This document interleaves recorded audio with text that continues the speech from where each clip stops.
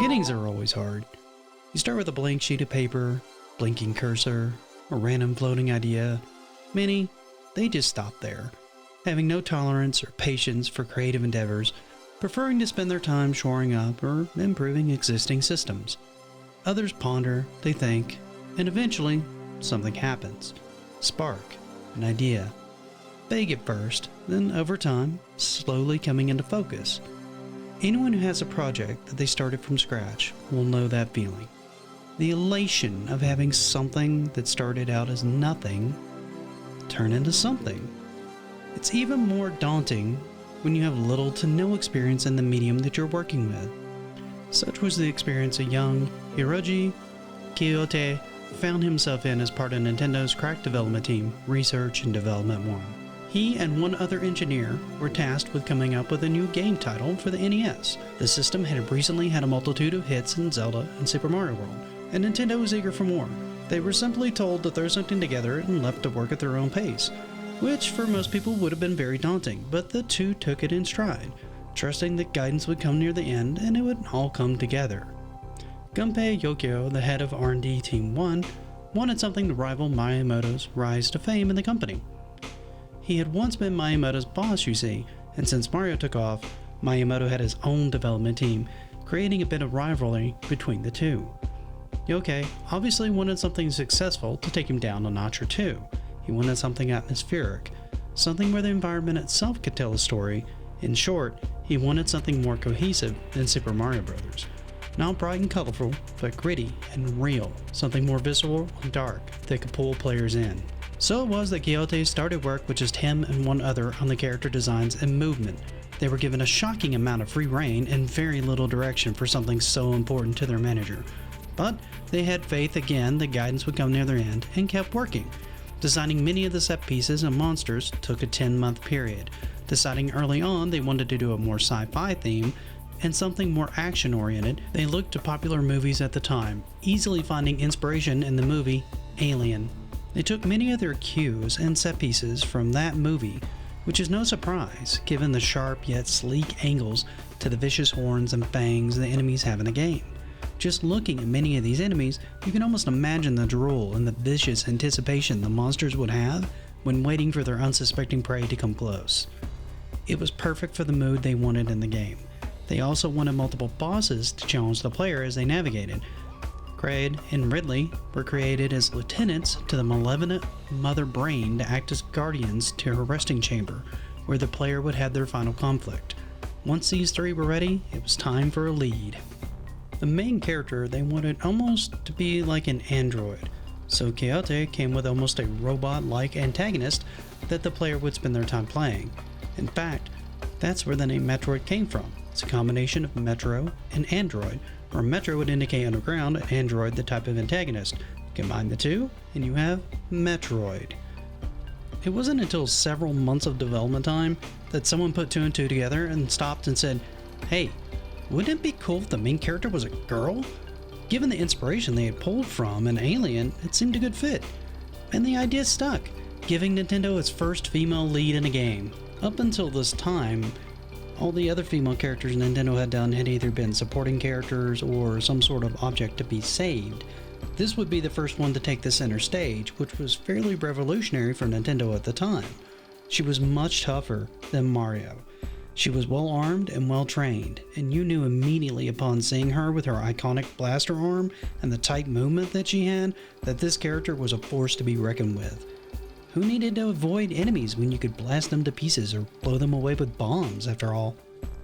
They named her Samus Aran, after the soccer player Edson Arantes do Nascimento, who they mistakenly thought was named Samus Arantes Nascimentos. My apologies for massive mispronunciations. Lastly, they decided that she had a no-nonsense personality to match with Sigourney Weaver in Alien and the look of Kim Basinger. They had their lead. The lead was set, the monsters were set. It was time to figure out what else they could do to make it feel vastly different from the pudgy plumber turned hero. It was then that they decided they wanted the movement to be tighter. They wanted to be able to stop immediately instead of momentum carrying you like in Super Mario Bros. They also wanted more of an open world concept. Where Mario had stages and worlds with themes, they wanted this to feel like part of one seamless world where exploration played a key factor in how to navigate it. To do this, they would add power-ups that the player would gather. These weren't your standard Mario power-ups with timers and temporary benefits. These were lasting augments to the character that would drastically change how you could approach navigating the world itself. This would lead to the player inevitably going back and forth in many of the environments as they gathered more tools, giving them more freedom to explore this dark and eerie world that they found themselves in. That's where Makoto Kano came in. It was his job to build the world itself and determine how it flowed, setting much of the tone how the game would feel by making the world dark and foreboding, yet compelling at the same time. They were on to something now, and they could tell. They worked like this for months, toning away just the two of them, till it was nearly 3 months to release. It was then that the full force of R&D Team 1 would collapse onto the project, kicking things into high gear. Once the full team was there, they took this opportunity to tweak the movement, make it so the colors in the corridors would change, giving the player more cues as to where they were in this vast open world the two designers had made. Much of the audio would be added at this point, as the two had not really had time to work that into the game as of yet. It was around this time that the music got added to fit the mood of the game. They didn't do any kind of pop-style music that you would hum from Mario and many other games at the time. It came in more minimalistic style music. They wanted to enhance the mood, the sense of foreboding the game was meant to inspire in the players. It was then that they started talking about different endings. Right away, they wanted to reveal that Samus was a woman. That part was clear. But it was after that that they wanted to add more endings for people who went through the game with faster times or secret codes, as playing through the game multiple times was very common in this era of video games. The game was finally finished. It was ready for release and dropped on the Famicom Disk System, complete with 3 save slots for the player to save his or her progress. This would be missing from the international release, as the technology of an internal battery to store progress on a cart wasn't fully realized yet, so they changed that to a password system instead. The game sold well, not as well as they would have liked in Japan, which was Nintendo's bar at the time, but it did sell well in the States, and in Europe as well, never rising to the heights of Mario, but finding its own niche of gamers who sought out the challenge and undirected gameplay that this game had to offer. A few years later, in 1989, Gunpei Yokoi had released what many would call his crowning achievement in the gaming industry, the Game Boy. It quickly started outselling even the NES shortly upon its release. Given this new clout that he had garnered from this piece of hardware, took the opportunity to try to bring back Metroid. This time the responsibility for directing would be headed up by the lead character designer from the first game, Kyote. The game faced all new challenges. Gone was the ability to change the color of the corridors to indicate where you are in the world due to the Game Boy's monochromatic screen, so the backdrops would have to be more distinct this time around to help the player navigate. They also wanted to do new suits for Samus as well. This also faced similar challenges. They decided that the pauldrons would be a good distinctive piece that the players would identify with, giving the character her signature pauldrons that we all know and identify with the character today. The gameplay was also reworked. There was still a significant amount of exploration, but the story was more linear in that it wanted you to hunt down a number of Metroids before opening up a new area, giving you more of a clear goal this time around. They also added many new power-ups, most of which would become staples in the series, like the Spazer laser beam, the plasma beam, the space jump, and the spider ball, which was an addition to the morph ball that allowed you to climb up surfaces. They also introduced the jump ball, which allowed you to jump while in morph ball form. This made the morph ball far more versatile than it had ever been before. It was also the first Metroid game that allowed you to save your progress and not rely on a code, a feature that's appeared in every single game since. This game was also pretty well received by critics, but also failed to live up to the status of Zelda and Mario. But it did lay some important groundwork that would be used in what is arguably one of the best entries in this series ever. Super Metroid, which started in the fall of 1991, when Makoto Kano came up to Sakamoto and asked him to make a Metroid game for the SNES, saying, "I'll make the environment for it, we should do it." However, it would take them another year to learn enough about the Super Nintendo's hardware to start developing anything for it, in part because it was so different from what they had worked on before. Also because the Super Nintendo was notoriously tricky to program for. needing the video RAM partitioned in just the right way, or risk diminishing the potential the RAM had, or not running at all. Another thing they wanted was to make the game far more cinematic than they'd ever done previously.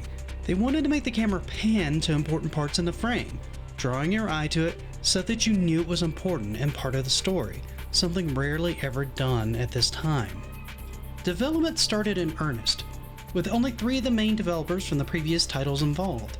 Sakamoto was back in charge, directing this title. Makoto Kano, originally the concept designer, was back as a producer. And finally, Kenji Yamamoto returned to once again put his signature style into the music for the game. Intelligent Systems was spearheading the development of the game this time. They were well known at the time for being one of the best developers on the hardware, and they were very good at explaining to the 3 veterans what the system could do and what it could not do, helping them more expediently lay out the development stages, work out what animations and ideas would work and what wouldn't work in the game. The development schedule was intense. Yamamoto was even stating that between making sound effects, background music, and programming, he really had no time to relax and clear his head save for his ride home.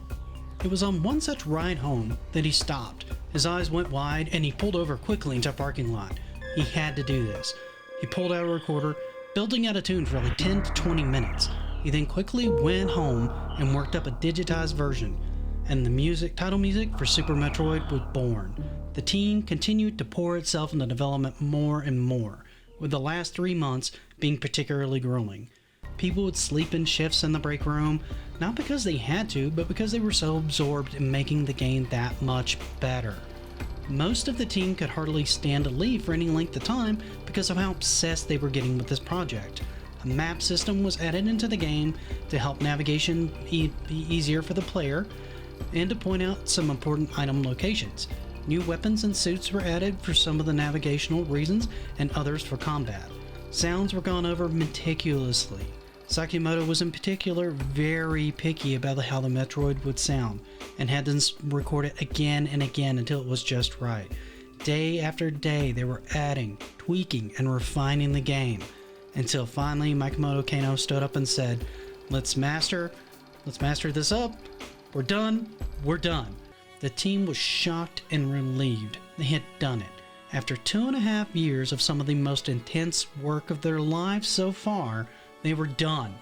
They were elated and a bit at a loss. The game had been their sole focus for years, and they hardly knew what to do with themselves at this point. Super Metroid went gold as a whopping 24 meg cartridge, at a time where most cartridges were running 2 to 6 meg. This game would go on to claim critical acclaim from critics on multiple best games ever on the SNES list to this day, and be heavily influential in the birth of the Metroidvania style of gameplay. People were eager to see a new entry in the series, especially with the Nintendo 64 on the way. The system came and went, and yet no Metroid game ever graced this system. Wouldn't be until 2010 that Sakamoto would reveal that he couldn't find a way to adapt the game to a 3D setting on the N64, and felt he really wasn't the right person to lead the project. Yet no one else took up the task themselves, so the N64 went without an entry in the series. The next would land not on a home console, but back on handhelds. Metroid Fusion would be the next game released, this time on the Game Boy Advance. Sakamoto picked this over doing the Game Boy Color because the hardware had advanced enough that they could bring something new to the series. But first, he had to impress on his developers the gravity of what they were undertaking. Most of the team came from making Wario Land 4. The majority of them had never really played a Metroid game or even had a good understanding of what it was even about. After playing a bit of it, the team came to the conclusion that this was for the more hardcore gaming crowd. They wanted to find a way to make it more approachable while still keeping to the game's roots. To that end, they made the game more linear, much like Metroid 2, but with more guidance. They also changed the control scheme, making accessing weapons easier for the player, the reasoning being that modern players would not want to deal with the more traditional control scheme of the original Metroid, not with the way modern consoles were made. Once all this was agreed upon, they began working on the story. Sakamoto decided that they wanted to bring players something new rather than just porting over something like Super Metroid. This gave him some freedom to allow his developers to do something that they had been asking to do: update Samus's design. He admitted that he was nervous about it at first. Gamers get attached to characters looking a certain way, and just changing it can have dire consequences. So he said that if they could do it as part of the story arc, then he would be okay with it. The team rose to this challenge, with Samus having a radically different look in this game. The reasoning was that the X-Parasite had infected her, and the Metroid vaccine that they gave her to save her life had changed her radically. It was a clever and interesting twist that allowed them to rework the design that they said had been the same for far too long, and appeasing fans of the series by giving them a good in-game reason to do just that. It was then the team started working on the linear design portion that they had decided on. Where many Metroid games would simply drop you into the game and leave you to figure out how to best to navigate the world and explore it, this team wanted a more cohesive story and path this time around. They decided to use a series of cinematic cut-style scenes to portray parts of the story instead of the typical discovery that was part of most of the earlier titles. They also locked the player down more by collapsing structures, forcing the player forward through new areas to reach older ones instead of leaving it open for backtracking, which was a very large change for the series as a whole. Finally, after much hard work, the team released the game, and it was received very favorably, and is argued by many to be one of the best in the series. The team involved in Fusion, rallied by their success, wanted to take on the challenge of porting over Super Metroid to the Game Boy Advance next, but Sakamoto had other ideas. He wanted to approach the original Metroid.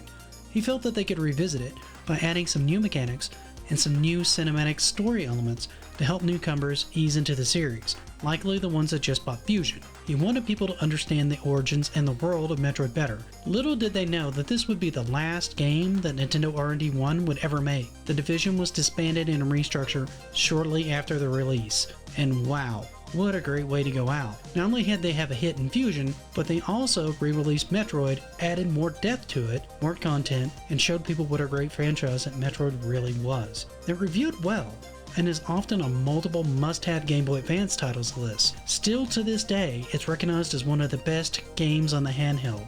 By the way, if you ever wanted to know where Samus's current Zero Suit came from, you're in luck. This is an extra bit of story added to the game just for Zero Mission. Sakamoto thought it would excite players and make the situation feel real and threatening, like something out of a classic horror movie. To that end, they added an extra section after the main credits, where Samus's armor gets heavily damaged in a final battle with Mother Brain. She's then forced to escape armorless. This is a fun little section that focuses more on stealth than combat, as Samus can only stun enemies and not kill them, heightening the tension even more. Right around this time though, Retro Studios was taking Metroid in a brand new direction. While the Game Boy Advance was enjoying some of the best 2D Metroid games in years, Miyamoto and many others from Nintendo were visiting a small but troubled studio in the States known as Retro Studios. Nintendo execs were well known for coming in several times a year and ripping on the games that the studio was working on, according to some of the employees. This time, it was worse. Miyamoto came in hating almost everything they had going on, but took interest in one small title called Action Adventure and spent almost all his time looking at it. This game's description was basically 3 hot girls kicking butt, and almost nothing else. They all thought that Nintendo was going to shut them down at this point, but instead, what they did is they cut almost all their projects, killing off everything except for, you guessed it, Action Adventure. Everyone was very confused at the time, as it was one of the least developed of the 4 games they had going on concurrently. Almost 3/4 of the staff were just straight up laid off. They all thought they were going to be fully shut down any day now. Then, right around the reveal of Project Dolphin, which we now know as the GameCube, they were given the contract to develop a Metroid game for the GameCube. No one knew how, no one knew why. It could be that Miyamoto saw something in Action Adventure no one else did at the time. It could have been that he thought an American team would do the game more justice, as he and many others in Japan never really understood the appeal of the game. It had always been more popular with Western audiences. Regardless, the job was theirs, so discussions began in earnest if it would be a third-person shooter or a first-person shooter. They weren't very confident in their ability to work with the camera well enough in third person, having just recently struggled while working with Rare on Jet Force Gemini. They also reasoned one of the first things that you do when exploring a world in a third-person game is to shift the camera into first person and to explore and look around at your surroundings. That solidified it. Metroid Prime would be a first-person game. They used Super Metroid as their blueprint for the main design and ran into trouble early on trying to get the morph ball working. So much so, they almost cut it from the game entirely and so Miyamoto told them flatly, if you cannot make the transition between first person and the morph ball seamless, you cannot make the game. They poured more time into it, months in fact, until they finally got a simple okay from Miyamoto. It was still game on. Development was grueling in both pace and stress for the small team. Converting a beloved franchise from a 2D adventure game to a first-person exploration game would be daunting for a much more experienced and larger studio, but for the tiny team at Retro, it was even more intense. Overtime each week for over a year was mandatory. Crunch time was just a normal workday for the few that were left on the staff of the small studio. They finished the first level in 6 months. Nintendo approved it and informed them they had less than a year to finish the rest of the game. The work ethic expected got tougher. Expectations from the company were higher than ever before. In the end, when the game came out, they all thought Nintendo was going to cut their losses, fire them all, and hand the IP off to someone else at this point. However, the game was a hit. Retro was here to stay. They had done it. They had done what even Sakamoto couldn't figure out how to do: bring Metroid to the first-person era. They would go on to make 2 successful sequels, Echoes and Corruption, before Nintendo would look to try another direction with the IP. It would be another 3 years before we would see another Metroid game, this time headed up by Team Ninja of all people. There were a few reasons for this. First off, Sakamoto had been playing a lot of Ninja Gaiden lately, and was impressed at how smoothly the 3D worked in it while keeping the controls so simple. Secondly, he had been wanting to make a modern Metroid game while keeping the controls as simple as the NES days. He was having issues getting anyone at Nintendo to understand the concept that he was driving for, so he decided to reach out to Yosuke Hayashi, the main lead of Team Ninja, about his idea. Hayashi and Sakamoto hit it off almost immediately. Not only did he understand what he wanted, but he was already very familiar with the Metroid series. Sakamoto would come up with the story himself, and his team and Tecmo's Team Ninja would work to execute it, keeping his desire of a simpler control and more accessible design in mind. This would be a more linear game, and one that honestly many did not care much for in the series itself. It had many criticisms, one of the major ones being Samus herself. She was designed far more sexually than she had ever been designed before. Proportions were far more exaggerated, something not uncommon for Team Ninja's design aesthetic. Her personality was also a bit out of sync with how the character had been portrayed in the past, with her being far more comfortable taking orders, to the point that she wouldn't use any of her suit's abilities till explicitly told to do so. This part was actually done for 2 reasons. One, to show her respect for Adam and their father-daughter relationship that they alluded to in Fusion, and to slow down progression of the game. Much like how Fusion would have corridors collapse or be locked out of an area by some other means, the progression in this time was being driven by orders that she was given by Adam. This angered many of the players because the exploration and item acquisition were major parts of the formula of Metroid, on top of the fact that Samus was very familiar with her capabilities and has never hesitated to use any under her command before. The scanning sections were also pretty heavily panned, given that you couldn't move during them at all. They also played more like a Java game than anything in a true Metroid experience. This again was the call of Sakamoto.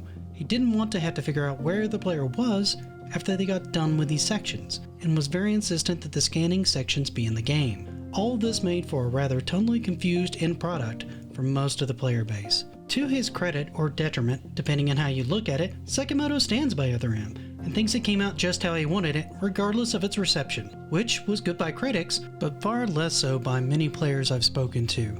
I will admit that Other M had many parts I enjoyed. The combat and how fluid it was, along with the gameplay perspective, was nice. I just wish more had been done to the story. Had this been early in Samus's career, it would have made far more sense. With all this happening just after Super Metroid, her personality and choices don't really make a lot of sense.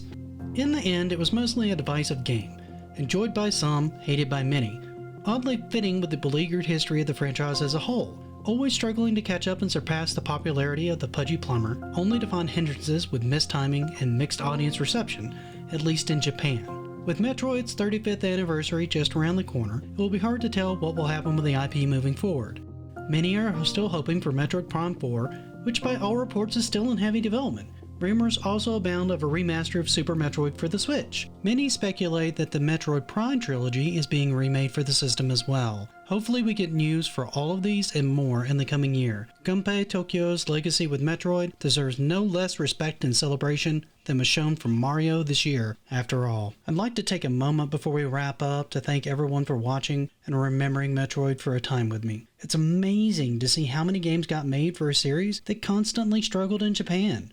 I think overall, Gunpei Tokyo would have been proud of the legacy of the franchise he helped birth and how much joy it's given so many around the world. To that end, I think it's finally time that Samus got to take Mario down a peg. Please enjoy a few minutes of Samus beating the living crap out of Mario in Smash. Thank you for watching, don't forget to like and subscribe, and until next time, happy gaming.